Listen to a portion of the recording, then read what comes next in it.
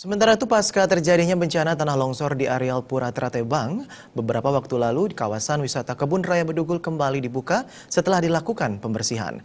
Meski demikian, para pengunjung diharapkan tetap waspada dan tidak melewati daerah yang dinilai rawan longsor.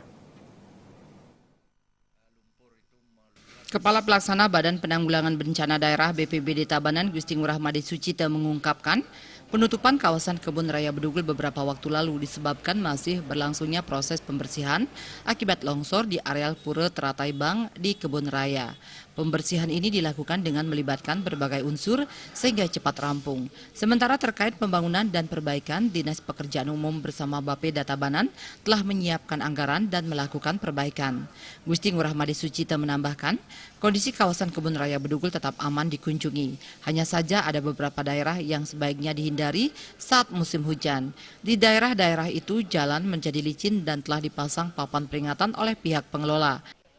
Kalau kebun raya sebetulnya itu adalah dampak daripada longsoran.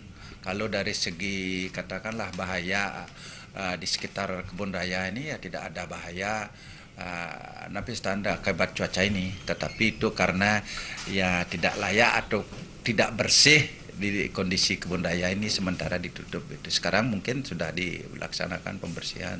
Kalau di kebun raya, di sekitaran kebun raya itu yang longsor itu di Tratebang lah yang menyebabkan lumpur itu meluber ke kawasan kebun raya ini yang sedang dibersihkan.